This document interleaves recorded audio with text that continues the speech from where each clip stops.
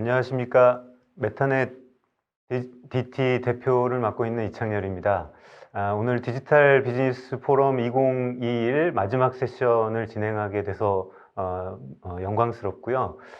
저희가 2016년 이후로 6년째 디지털 비즈니스 포럼을 진행을 하고 있는데 되짚어서 생각을 해보면 16년 당시에 디지털 트랜스포메이션을 얘기했을 때에는 이게 이비즈니스처럼 2000년 초에 한번 꺼지고 마는 거품 이 정도로 생각하고 이 홍보 정도 되는 거 아닌가 이런 생각을 했던 시절이 있었는데요. 지금 6년 지난 시점에 아무도 디지털화에 대한 Y를 묻고 있지 않고 이제는 무엇을 하고 어떻게 할 거냐 하는 부분을 질문하는 시대가 됐습니다.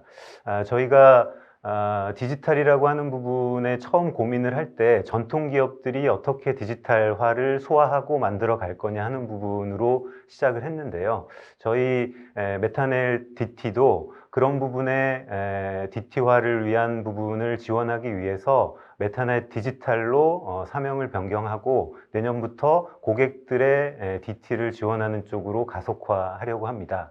오늘 저희가 앱 모더나이제이션이라고 하는 주제로 대규모 어플리케이션 모더나이제이션을 진행했던 사례를 리딩했던 저희 그룹의 CTO 김민철 전무님과 함께 세션을 진행해 보도록 하겠습니다. 저희 진행 순서는 저희가 전통 비즈니스가 어떻게 될 거냐 하는 부분에 대한 말씀을 좀 드리고 이후 두 개의 세션을 저희 CTO께서 진행하도록 하겠습니다.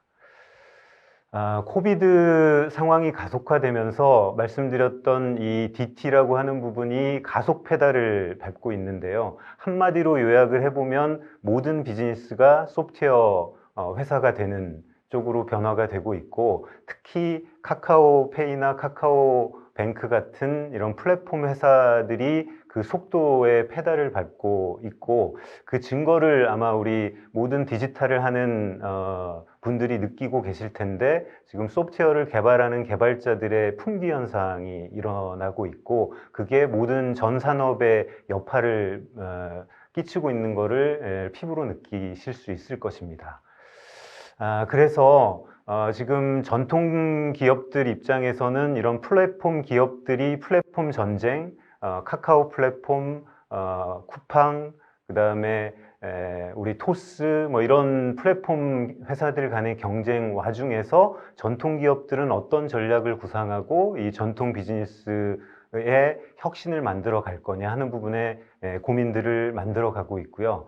그 부분을 한마디로 우리가 요약을 해본다고 하면 그 소프트웨어를 만들고 운영하는 방식의 패러다임이 전환이 되고 있고, 과거의 전통기업 같은 경우에는 비즈니스 하는 사람은 비즈니스를 하고 소프트웨어를 만드는 사람이 이걸 지원해주는 이런 이원화된 구조였다고 하면, 디지털 회사에서는 소프트웨어 만드는 사람이 바로 비즈니스를 하고 비즈니스를 만드는 사람이 소프트웨어를 만들어가는 이런 패러다임의 변화, 이 변화를 어떻게 전통기업들이 소화하고 만들어 갈 거냐 하는 부분이 키라고 볼 수 있을 것 같고요. 그 전환의 과정을 한마디로 요약을 해본다면 현대화, 우리가 마더나이제이션이라고 요약해 볼 수 있을 것 같고, 많이들 지금 클라우드 전환이라고 하는 큰 흐름 속에서 인프라를 클라우드로 전환해 가고 있고, 우리가 일하는 방식을 애자일하게 변화를 시키고 있고, 소프트웨어의 구조를 좀 더 잘게 나누고 자유롭게 움직일 수 있도록 하는 마이크로 서비스 아키텍처에 대한 고민을 시작을 하고 있고, 만들어진 어플리케이션을 어떻게 발빠르게 운영할 거냐 하는 데브옵스에 대한 고민을 하고 있습니다. 이런 네 가지 핵심 역량들을 빠르게 적용을 해서 어플리케이션에 대한 그런 변신 능력, 변주를 할 수 있는 구조로 가져갈 때 미래의 엔터프라이즈가 메타 엔터프라이즈로 전환해 갈 수 있다. 이게 저희가 바라보는 앞으로의 전통기업이 가야 될 길이라고 생각을 하고 있습니다.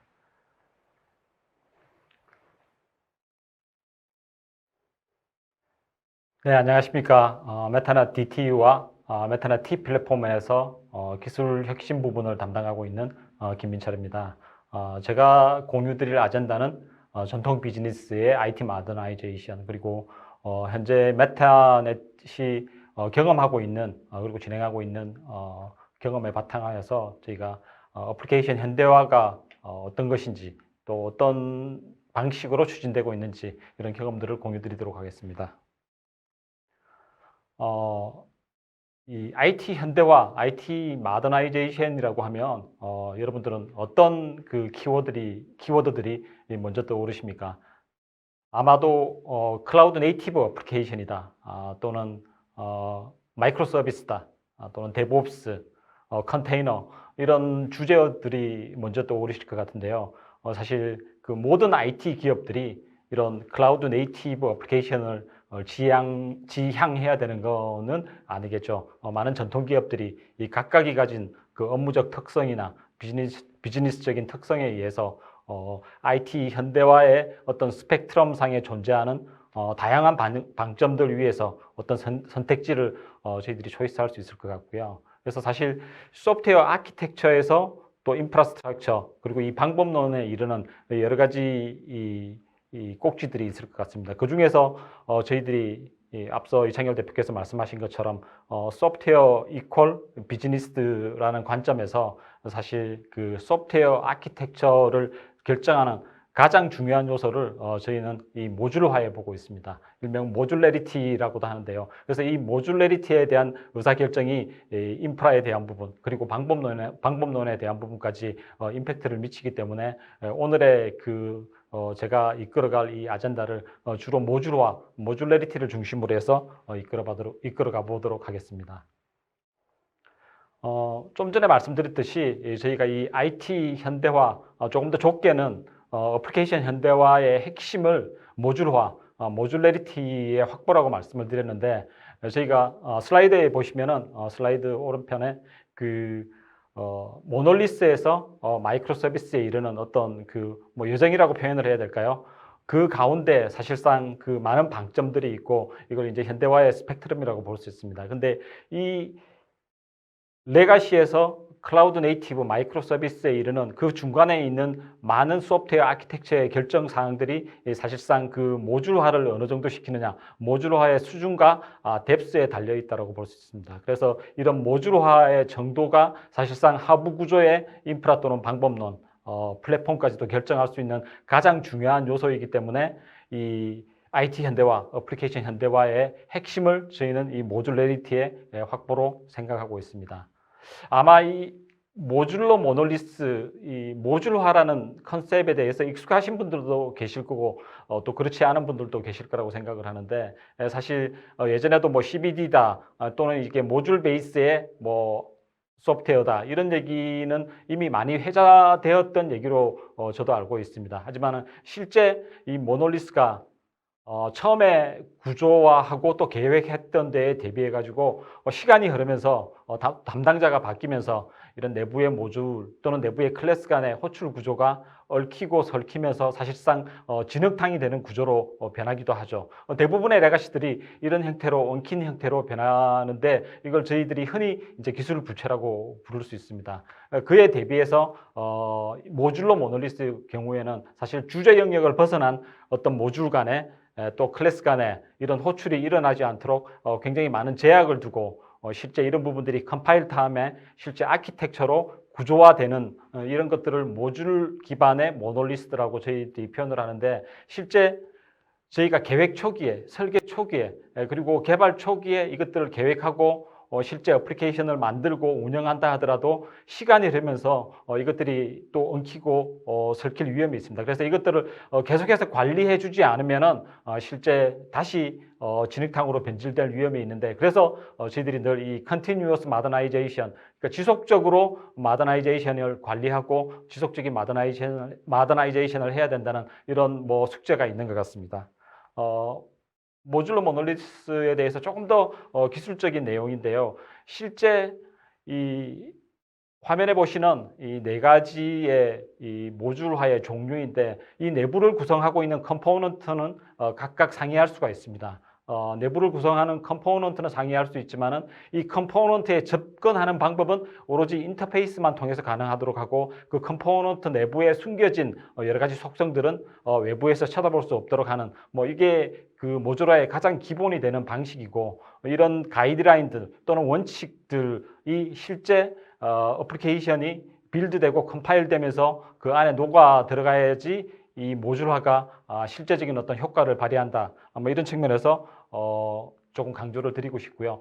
조금 다른 측면에서 보면은 저희가 이 모듈화에 기반해 가지고 매크로 서비스라고 부르는데 저희가 일반적인 모놀리스를 매크로 서비스라고 하죠. 그리고 조금 더 발전된 형태의 발전이라기보다는 이 모듈화된 부분을 조금 더 분할해서 미니 서비스라고 부를 수 있고 또 마이크로 서비스다. 사실상 이런 미니 서비스, 마이크로 서비스 간에 뭐 특정한 경계가 있다라고 보기는 힘들고요. 어쨌든 이 업무 단위의 어떤 그래듈리티를 저희가 어느 정도 잘게 자르냐에 따라서 사실상 이 마이크로 서비스가 더 극단으로 갈 수도 있고 또 그렇지 않은 케이스도 있습니다. 그래서 제가 강조드리고 싶은 건 실제 이런 이 마이크로 서비스다, 미니 서비스다, 뭐 이런 방점들이 이 클라우드 네이티브를 지향해야 되는 마지막 끝점이 아니고 업무의 특성에 따라서 저희는 모놀리스다, 모듈러 모놀리스다, 매크로 서비스다 그 중간에 있는 어떤 지점을 찾아가야 된다는 걸 한 번 더 강조드리고 싶습니다.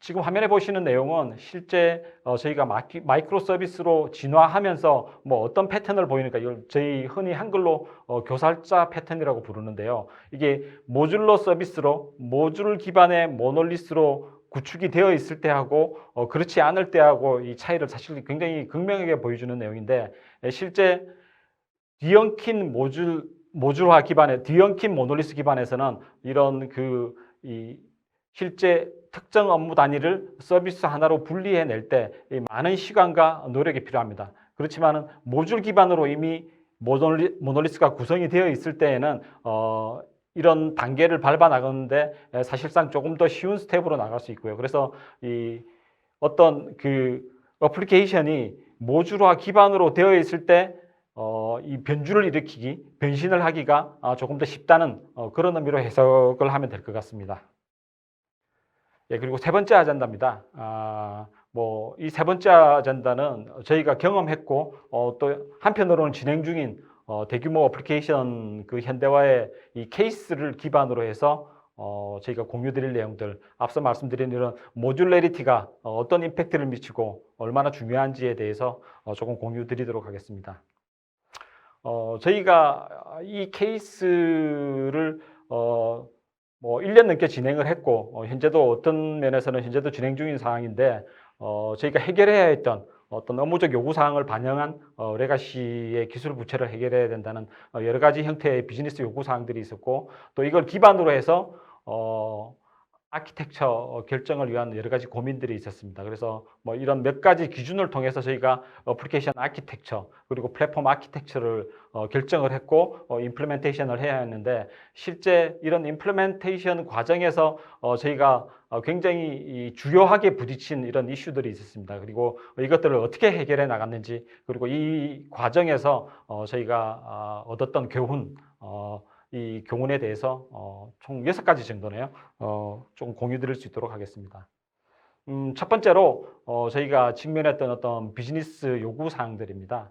실제 업무적인 내용으로 볼 때 사실은 마더나이제이션에 대한 대부분의 요구 사항들이었는데 그럼에도 불구하고 이 프로젝트를 끌어나가는 방식은 전통적인 차세대 방식 빅뱅 방식이었습니다. 그래서 사실 이 마더나이제이션의 어떤 철학에 되게 부합하기가 어려운 그런 방식이었고 두 번째로는 이 어플리케이션과 그리고 아키텍처, 플랫폼, 인프라 이 네 가지 영역을 동시에 계획하고 또 수행해야 하는 그런 부담이었습니다.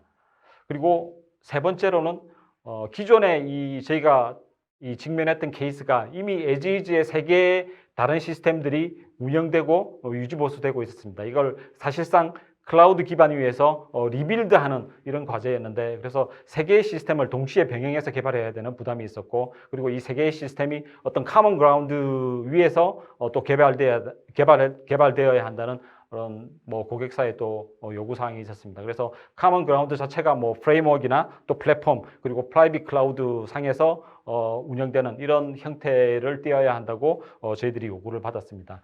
약간 각도를 달리해 가지고 이걸 기술 부채 해결을 위한 요구 사항이라는 관점에서 보면 지역별로 분산된 약 200개 이상의 어떤 그 시스템과 데이터를 합쳐야 된다는 부담이 있었고, 그리고 실제 어플리케이션을 뜯어보면은 포지엘 기반, 저희 흔히 이야기하는 그 델파이 기반의 어플리케이션 코드, 그리고 초기 자바 버전이 이렇게 혼재된 이런 그 어플리케이션이었습니다. 이걸 저희가 마던 자바 형태로 바꾸고, 그리고 클라우드 상에서 특정한 방점을 찍어서 어떤 네이티브의 적절한 요소들을, 기능들을 활용해야 된다는 이런 부담이 있었습니다. 그리고 앞서 말씀드렸듯이 이 세 개의 어플리케이션이 두 개는 내부의 업무 처리를 위한 시스템이고, 하나는 대국민을 위한 어떤 채널 서비스였습니다. 그래서 이게 세 개의 다른 어플리케이션을 개발해야 되는 부담, 그리고 동일 플랫폼 상에서 그 인프라 자체는 프라이빗 클라우드라는 어떤 한계점을 가진 어떤 클라우드 서비스 위에서 개발해야 된다는 부담이었는데,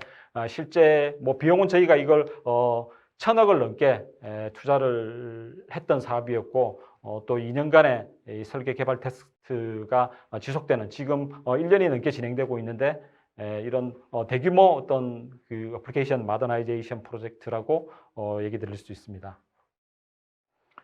그래서 이런 요구 사항을 기반으로 해서 저희가 이 아키텍처 결정을 위한 선택을 해야 되는데, 이 세 가지 기준을 저희가 이 스케일 엔지니어링, 그리고 업무의 응집도, 그리고 얼마나 빈번하게 코드를 릴리스해야 되느냐, 이렇게 세 가지 관점을 저희가 주요한 가이드라인으로 잡았습니다. 그리고 실제 저희들이 이걸 의사결정하는 과정에서 이 세 가지 큰 기준 안에서 여러 가지 기술적인 디테일들이 들어 있었습니다. 그래서 스케일 엔지니어링 같은 경우에 뭐 특정 서비스가 시즈널리티 등으로 인해서 트래픽의 증감이 발생할 때, 또는 배치 작업 등의 어떤 대규모 트랜잭션이 특정 시점에 발생을 하고 그걸 몰아서 저희들이 처리해야 되는 경우, 뭐 이런 경우가 스케일 엔지니어링이 적용되는 경우라고 볼 수 있고, 두 번째, 업무 특성에 따라서 실제 코이스티브, 그러니까 응집도가 높은 이런 업무들을 모아서 하나의 모듈 단위로 개발하고, 그리고 나머지 응집도가 낮은 영역들을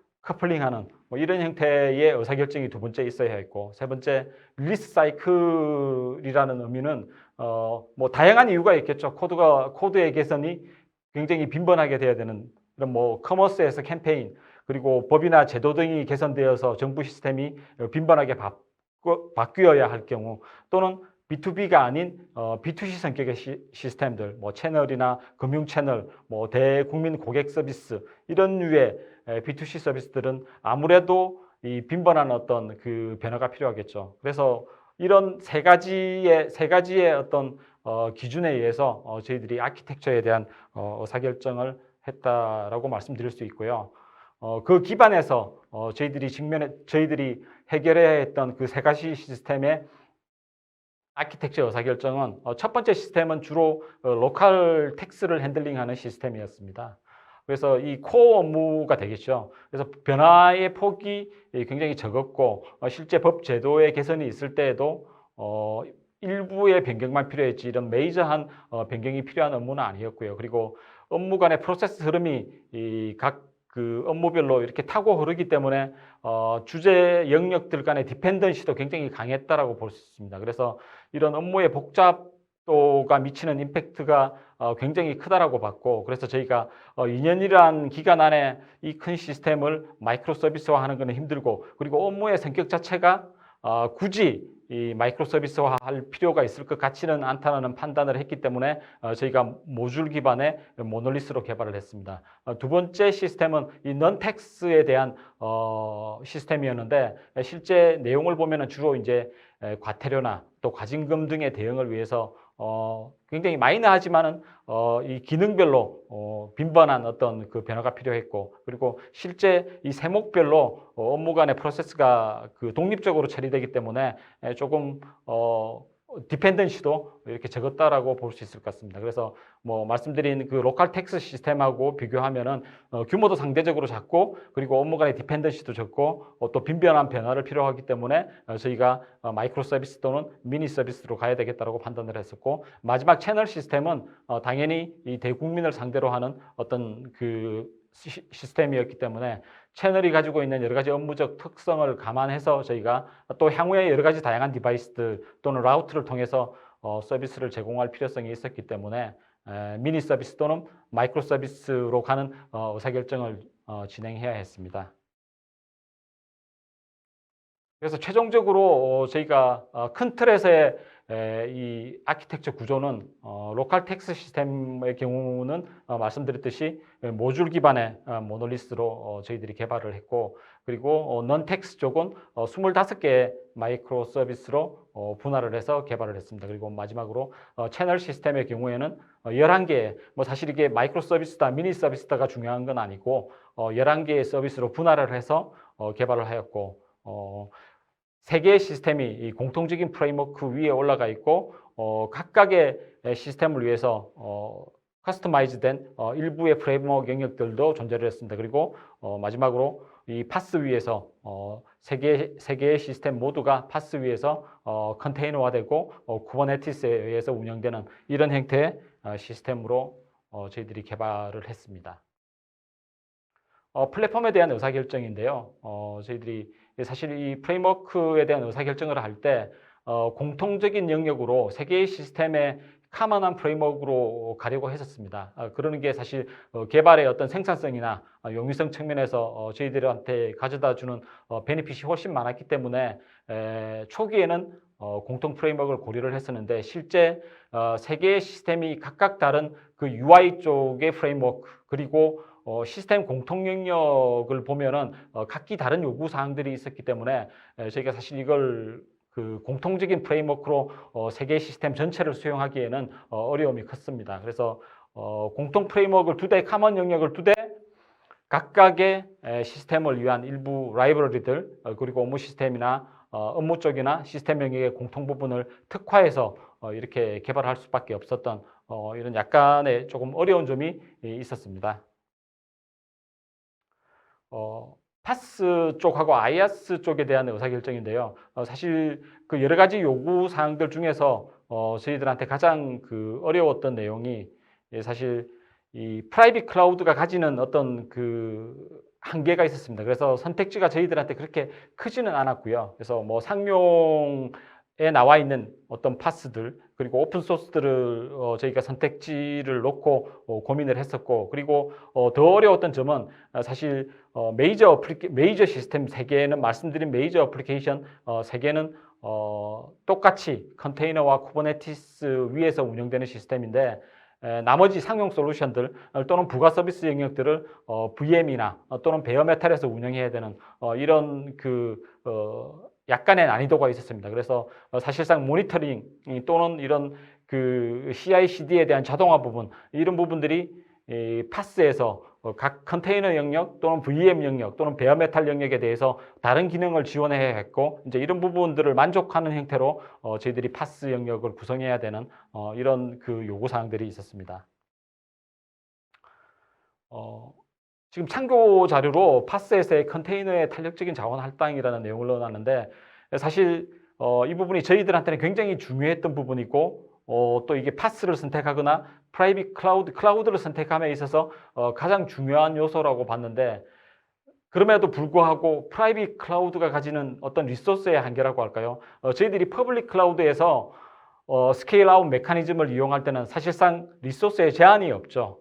근데 이걸 프라이빗 클라우드로 각도를 눈을 돌려서 보면은 프라이빗 클라우드는 결국 어느 지점에선가 이 리소스의 한계 지점에 달을 수밖에 없죠. 그래서 저희가 가지고 있는 리소스를 어떻게 하면 이 효율적으로 이 프라이빗 클라우드에서 제공하는 파스에서 효율적으로 운영할 수 있을까를 고민을 하다가 저희가 가지고 있는 업무적 특성 자체가 이 온라인 트랜잭션과 이 배치 트랜잭션이 굉장히 두 개가 똑같은 어떤 중요도를 가지고 있습니다. 그래서 저희가 초기에 성능이나 부하 테스트를 통해서 이 해당 업무의 주간 야간의 어떤 그 자원 사용량을 분석하고 그리고 실제 트래픽이 몰리는 것에 대한 어떤 그 여러 가지 분석을 통해서 배치와 온라인 쪽 양쪽의 컨테이너를 자동으로 이 부하에 따라서 또 시간대에 따라서 자동으로 탄력적으로 배치되도록 할당되도록 하는 메커니즘을 구현을 했습니다. 그래서 사실 어느 정도 프라이빗 클라우드가 가지는 전체 리소스의 한계를 이런 그 컨테이너의 탄력적인 사용을 통해서 저희들이 조금 극복을 했다라고 말씀을 드릴 수 있을 것 같고요. 이게 사실 저희들 입장에서는 굉장히 어떤 그 기존 에즈이지에 대비해 가지고 큰 영향도를 미친 실제 현대화의 어떤 뭐 베네핏을 누렸다고 해야 될까요? 그런 측면에서 굉장히 좋은 사례라고 말씀을 드릴 수 있을 것 같습니다. 다음은 저희가 아까 말씀드렸던 그 현대화 과정에서 이렇게 실제 임플리멘테이션을 하는 과정에서 마주했던 이슈들이고 그걸 또 어떻게 풀었는지에 대해서 간략히 좀 말씀을 드리겠습니다. 실제 뭐 저희가 그 흔히 업계에서 얘기하는 리프트 앤 시프트 형태의 마이그레이션이 이 효용성이 없다라는 얘기들을 많이 하고 있고 그리고 실제 그 어플리케이션 현대화의 첫 번째 단계로 많이 이야기되고 있는 모놀리스의 컨테이너라이제이션, 저희 그 로컬 텍스 시스템을 모듈 기반의 이 모놀리스로 만들어서 컨테이너화 한다라고 말씀을 드렸었는데 여러 가지 초기에 여러 가지 이 문제들이나 이슈들이 제기가 되었습니다. 이 컨테이너 자체가 모놀리스를 구성하는 어떤 대규모 코드 베이스를 위해 디자인된 것이 아니고 MSA 같은 매우 작게 분할된 어떤 소규모 서비스를 위한 건데 이런 대규모 코드 베이스를 담아서 실제 성능을 제대로 발휘할 수 있을까? 이 어플리케이션 런타임에 이 대규모 코드 베이스가 메모리에 컨테이너가 메모리에 올라가서 로딩이 제대로 될 수 있을까? 뭐 이런 여러 가지 의문점들이 있었습니다. 그래서 지금 화면에 보시는 그림을 보면 되게 이렇게 직관적으로 조금 이해가 되실 것 같아요. 실제 컨테이너에 담기는 마이크로 서비스들은 굉장히 작은 단위죠. 심지어는 펑션 단위까지도 마이크로 서비스화 할 수 있다는 얘기를 하는데 그에 비해서 저희가 만들었던 또는 만들고 있는 그리고 기존에 이런 컨테이너화 시켰던 레가시들은 너무 크죠. 저희 로컬 텍스 시스템 같은 경우에는 자바 클래스 기준으로 볼 때 약 1만 개가 넘습니다. 그리고 내부 시스템 업무 사용자들이 3만 명이 넘고 그리고 말씀드렸던 대규모 배치 작업 또 온라인 트랜잭션이 병렬로 진행되기 때문에 여러 가지 의문이 제기될 수밖에 없었습니다. 그래서 검증을 할 수밖에 없었는데 그러면 어떤 걸 검증했느냐? 말씀드린 대로 응용 아키텍처의 구조가 가지는 한계점, 이 거대한 모놀리스 어플리케이션이 실제 통합 배포했을 때 이 컨테이너가 제대로 된 시간 안에 올라올 거냐? 그리고 자원에 대한 사용량 자체가 저희들이 기대한 수준 안에서 머물 수 있을 거냐? 뭐 이런 데 대한 그 성능 검증이 필요했고 그리고 실제 자원에 대한 사용량을 최소화시키기 위해서 저희들이 레이지 로딩, 지연 로딩이라는 방식을 택했습니다. 그래서 실제 이 지연 로딩을 했을 때 어느 정도 의미가 있었는지 아니면은 뭐 실제 이걸 지연 로딩이라는 방법을 사용한다고 해가지고 이 거대한 코드 베이스를 컨테이너에 담은 거는 아무래도 무리가 있다라는 그런 결론을 내릴 건지 저희가 초기에 파악을 해야 했기 때문에 저희들이 이런 그 검증 계획을 이미 프로젝트 초기에 세워서 내용에 대한 검증 작업들을 거쳤습니다. 그래서 실제 뭐 어플리케이션의 로딩 시간 또는 자원 소요량에 대한 어떤 저희들이 해법을 찾았었고 실제 전체 코드 베이스를 저희가 4개의 컨테이너에 담았습니다. 그리고 이 4개의 컨테이너 안에 각 활성화된 모듈은 달리 했기 때문에 앞단에서 저희가 인그레스 컨트롤러를 통해서 트래픽이 들어올 때 활성화된 모듈에 있는 컨테이너에만 접속할 수 있도록 저희들이 여러 가지 이 거대한 코드 베이스가 가져다주는 불편함을 없애기 위한 이런 아이디어를 내었다라고 말씀드릴 수 있을 것 같습니다. 두 번째 이슈인데요. 저희들이 마주한 두 번째 이슈는 새로운 기술 스택 그리고 개발 코드에 대한 검증 이슈였습니다. 사실 우리가 레가시만 볼 때는 전통적인 어떤 뭐 베리피케이션이나 밸리데이션의 영역이 정해져 있죠. 뭐 단위 테스트, 뭐 통합 테스트, 그리고 이 비기능 테스트에 대한 영역이 늘 정해져 있었는데 사실 마던 어플리케이션으로 넘어오면서 검증해야 될 테스트 영역들이 너무 많아졌습니다. 뭐 컨테이너와 쿠버네티스 포함한 파스 영역의 기능들, 그리고 밑단의 CMP, 그리고 ISP 포함해서, 그리고 웹 와스가 또 다른 형태로 개발되고 또 배포되죠. 그래서 테스트와 검증의 영역의 폭과 깊이가 달라졌다라고 얘기를 드릴 수가 있습니다. 그래서 이것들을 저희는 초기에 검증을 해서 사실상 저희들이 개발이 끝나고 난 뒤에 나중에 이런 리스크를 감당하기 전에 초기에 리스크들을 조기에 발견해서 문제가 있는 영역들은 회피해야 됐기 때문에 다음 장에 보신 이 Shift Left 테스팅이란 컨셉을 도입을 했습니다. 사실 Shift Left는 요즘 데브옵스, 모던 데브옵스에서 가장 강조하는 영역인데요. 데브옵스 툴 체인상에서 많은 테스트 오토메이션, 이 테스트에 대한 검증에 대한 영역들을 원래 소프트웨어 개발의 라이프 사이클에서 오른쪽에 있는 영역들을 최대한 왼쪽으로 개발의 얼리 스테이지에 옮겨서 해야 된다는 의미로 이해하시면 될 것 같고요. 그러면은 개발이 되지 않은 영역들 또는 단위 테스트 단계에서 어떻게 나머지 영역들 간에 소위 말하는 우리 통합 테스트에서 실행되어야 했던 부분들을 어떻게 얼리 스테이지에서 해결할 건가.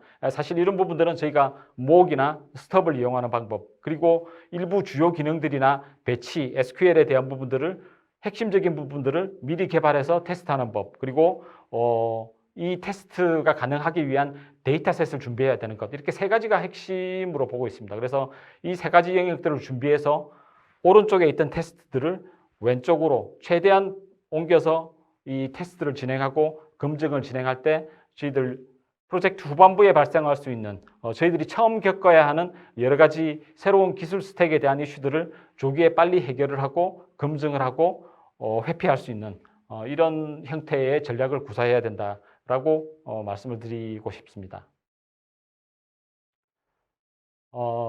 세 번째 이슈였는데요. 제가 초기에 말씀드릴 때 이게 워터폴 개발 방식으로 인한 설계나 개발에 제약이 있었다라고 말씀을 드렸는데, 실제 이 워터폴 방식이란 건 우리 너무 잘 알다시피 사실 선형적인 접근 방법이죠. 계획하고 분석하고 설계하고 그리고 테스트하는.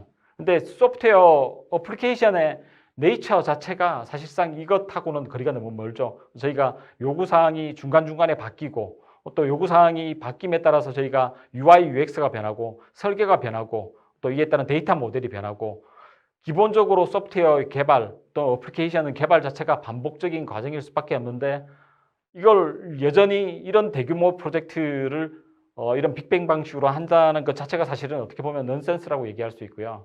그래서 사실상 저희가 이번 프로젝트 이 케이스에서 어떤 진화된 방식을 적용을 하지는 못했습니다. 근데 저희가 경험상 정말 이런 차세대 대규모 어플리케이션 개발을 이런 워터폴 방식으로 해서는 안 되겠다라는 걸 지금 절감을 하고 있고요. 그래서 실제 저희들이 개발 과정에서는 사실 저희가 계획을 했다기보다는 어쩔 수 없이 이런 스몰 이터레이션 단위로 스크럼이라고 볼 수는 없고, 에자일에서 얘기하는 어떤 전통적인 스크럼이라고 보기는 힘들고, 이런 스몰 이터레이션을 통해서 계속해서 지금 반복적으로 이런 개념적인 데이터 모델링에서 사실상 데이터베이스의 구현, 튜닝의 이런 여러 가지 과정들을 저희가 조금 반복적으로 할 수밖에 없는 그런 상황이었다고 말씀을 드릴 수 있습니다. 그리고 지금 뭐 여러 가지 이슈들 저희가 해결해야 했던 여러 가지 과정들을 말씀을 드렸는데, 그동안 배운 저희들이 이 프로젝트, 이 케이스를 진행하면서 배운 것이라면, 앞서 이창열 대표께서 이 소프트웨어 자체가 비즈니스라고 말씀을 드렸는데, 이 비즈니스를 구성하는 소프트웨어, 이 소프트웨어가 가지는 어떤 그 핵심적인 부분이 이 모듈레리티, 제가 앞에서 강조했던 모듈레리티라고 할 수 있습니다. 모듈레리티라고 할 수 있습니다. 사실 뭐 디지털 네이티브를 지향하는 여러 기업들한테는 IT 현대화의 스펙트럼상에 여러 가지 길들이 있고 또 선택지가 있습니다. 이걸 저희들이 초이스할 때 이 모듈레리티를 중심으로 해서 선택을 하고, 실제 이 모듈레리티 레벨, 그리고 클라우드의 플랫폼의 적용 수준, 그리고 에자일 데브옵스의 적용 수준 자체가 어떤 형태의 IT 현대화의 스펙트럼 위에서 어떤 형태의 선택을 하는지에 대한 결정적인 어떤 변수들이라고 볼 수 있을 것 같고, 이 결정의 어떤 핵심적인 역할을 하는 것이 저희가 모듈레리티, 그리고 이 모듈레리티를 확보하기 위한 저희 흔히 쓰는 용어로 good enough architecture를 만들어야 된다는 것이 저희가 여기에서 얻은 교훈입니다. 뭐 여러 가지 이야기들이 교훈들이 있을 수 있지만 꼭 이 자리를 통해서 전달하고 싶었던 메시지가 소프트웨어의 모듈러리티를 확보하는 것이 현대화를 위한 가장 기본적인 출발점이다. 이렇게 말씀을 드릴 수 있을 것 같습니다.